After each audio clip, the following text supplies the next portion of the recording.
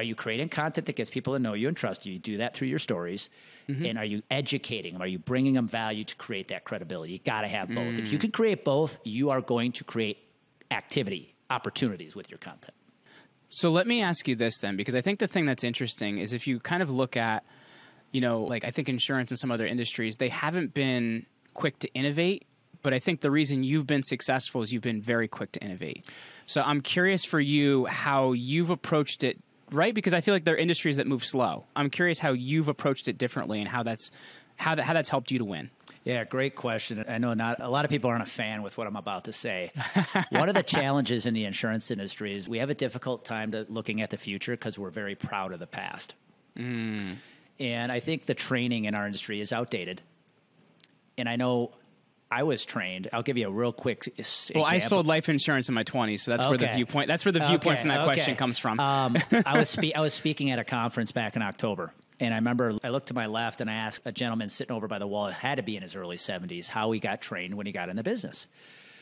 And after he gave me his answer of I was given a phone book, desk, and a plan to go door to door, I looked to a woman sitting in front of me who was probably 40 years younger than him, who's been in the industry 3 years, and I asked her the same question. She almost gave me the same answer. Wow. And that's our problem, is we're not training producers how to win today. And that's why my company, Complete Game Consulting, exists. It's what are you doing today to get your message in front of more people at once so you can get more people to know you, like you, and trust you faster. If you just think about this, Jeremy, it takes 18 calls today to reach one prospect, which means it takes 180 phone calls to reach 10. If I can do that fast, 1 minute a call, which I can't, but let's say I can, that's 3 hours to reach 10 people. And that's really interesting because as I remember, I sold fraternal insurance for the Knights of Columbus. So it's a little bit different. It's not quite the same as your standard insurance sales. But we were told you're not making 100 calls a day. You're not doing things right. And I'm like, not to be mean, man, that fucking sucks. I don't want to do 100 phone calls. I got good at it because I did it, and it's benefited me now in my life because I could call anybody for anything. But at the same time, that seems like making every problem a nail. You know what I mean? 100%. And I don't tell people don't cold call. It's got to be part of your strategy. It's a very important skill to learn. And if I had anything, it is the single skill I would learn. But at the same time, there's got to be more productive ways. Here's how you can leverage it, though, this in 2023. What I learned back in 2014, 15 when I moved here is I learned what it meant to create exponential awareness.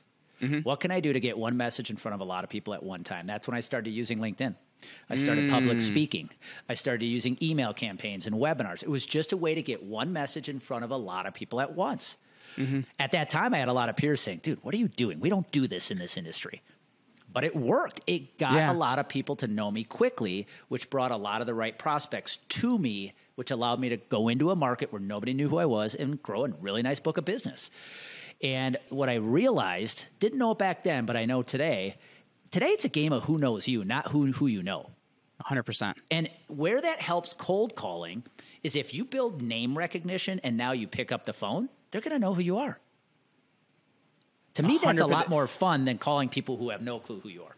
100%. That's the biggest thing I talk about, because I think people don't understand, public relations, marketing, and sales. To me, those are the three major components if anything's not going well. If you're not selling, you take a look at your marketing. If your marketing's not converting, then something's wrong with your PR, right? Because people should know you, like you, and trust you so your stuff actually converts. If it's not converting, you're just making it too damn hard for yourself, man. Absolutely. So let me ask you this then, because I think a lot of insurance people, they're working on a local level, right? Unless they're working with bigger companies or something like that. And they're like, well, I don't know if I see the value in that. Should I be doing that locally? Who really cares?